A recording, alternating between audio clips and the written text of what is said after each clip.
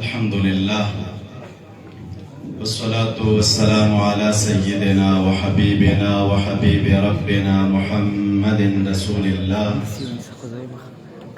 وعلى آله وصحبه ومن والاه. أما بعد فأعوذ بالله من الشيطان الرجيم. بسم الله الرحمن الرحيم. فانكحوا ما طاب لكم. صدق الله خالقنا العظيم. درود شريف بشوق سرول ولي.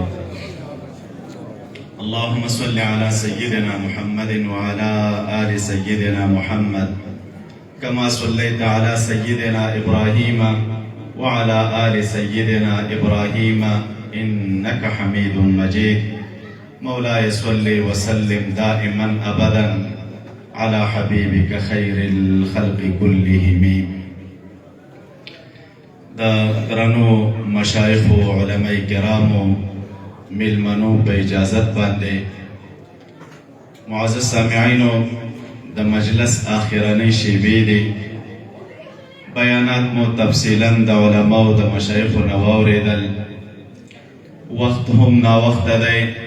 زمو نور وخت نیول نه غواړم، صرف په دې خاطر چې مریض هم وم، دغه صاحبانو اصرارو د دوی محبتو په دې اساس راغلم، حاضري مې وکړه. صرف دو خبرې مختصرا درته عرض کول غواړم.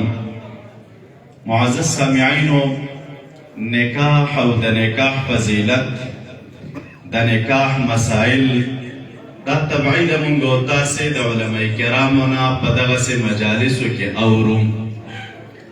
او د ټولو نه مهم شی په نکاح کې د منکوحې انتخاب دی، او دا انتخاب شریعت مطهره دواړو اړخونو ته ورکړی. منکوحه هم شرعا دا اختیار لري چې د خپل ځان دپاره د یو بهترین ناکح انتخاب وکړي، او دی طرف ته ناکح هم شرعا دا اختیار لري چې دی د خپل ځان دپاره یو بهترینه زنانه انتخاب کړي. د بهتروالي لاملونه رسول الله صلی الله علیه وسلم ډیر ښودلي مونږ او تاسو ته، خو د ټولو نه بهتري لامل د انتخاب د نکاح هغه دینداري ده. دینداره زنانه چې څوک ځان ته انتخاب کړي، یا یو زنانه یو دیندار شخص او سړی ځان ته انتخاب کړي، په دې انتخاب کې د دنیا خیر هم پروت دی او د آخرت خیر هم پروت دی. خو کله چې د دې انتخاب ذکر رسول الله صلی الله علیه وسلم مونږ او تاسو ته کوي، حدیث مبارک دی، محبوب فرمائی تربت یداکا فاذکر بذات الدین. اے نوجوان او ناکحه، لاسونه دې په خاورو شه، ځان ته کامیابي حاصله که په یوه دینداره زنانه باندې.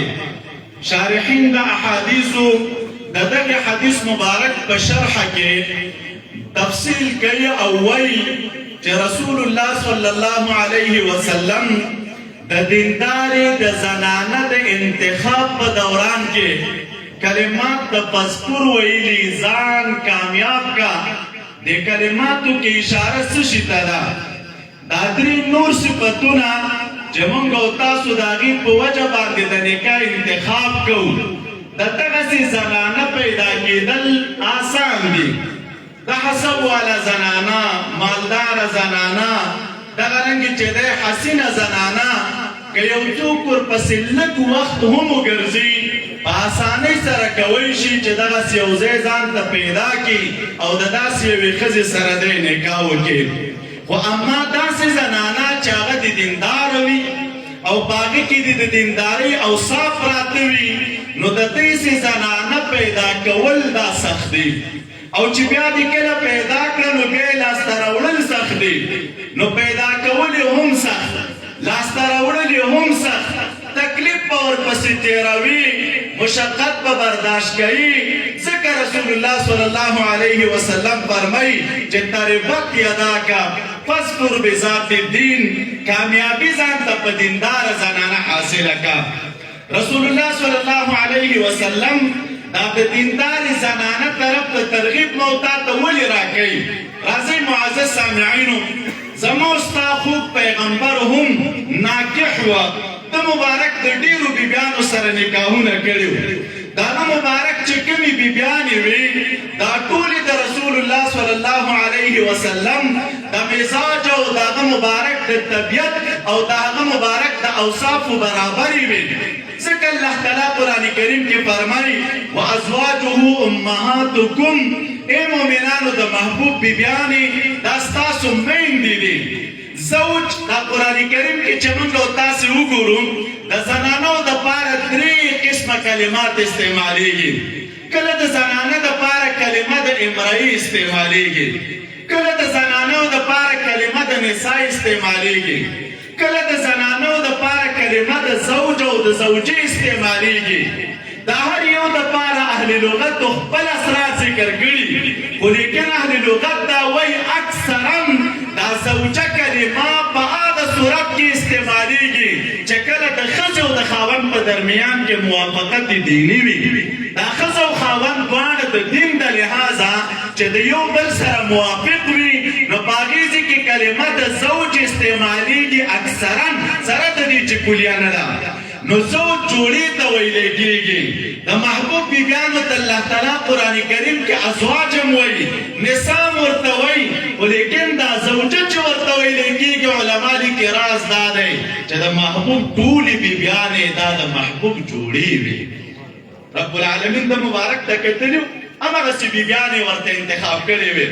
د مبارک ته رب العالمین کتلي په هماغسې نیکو اوصافو بیبیانې رب العالمین ورکړې وې. هیڅ یوه بیبي د پیغمبر داسې نه وه چې په هغې ته د یو چا د عیب ګوته نیولې وه. او راځئ معزز سامعینو، دې نه شان د رسول الله صلی الله علیه وسلم هم موږ او تاسو ته معلومیږي په دې انداز چې دا څومره بیبیانو سره نبي علیه السلام نکاح کړې وه. دا انتخاب د رب العالمین د لورې و. نو چې انتخاب الله تعالی کو د بهترینو اوصافو بیبیانې ورته انتخاب کړې وې، نو د ده مبارک بیبیانې جوړې وې، ناکح پاتې وه. امت ته هغه بهترین صفات بیانوي چې ګوره کله به ښکلا ته ګورې، کله به حسب ته ګورې، کله به مال ته ګورې، خو دینداره زنانه انتخاب کا. په دې کې د دنیا خیر هم دی او د آخرت خیر هم دی. اخر یوه خبر درته کوم، د دیندارې زنانه چې هغه د کورنۍ د تربیت او د اولاد د تربیت او د خاوند سره د خود تعامل مختلفې نمونې دي. یوه نمونه یې درته وایم بیا بس کوم. د دیندارې زنانه سره ژوند دا د انسان هر اړخیزې حالات بدلوي. د دینداره زنانو د جملې نه په اسلامي تاریخ کې یوه زنانه تېره د ام سلیم نومیږي رضی الله تعالی عنها.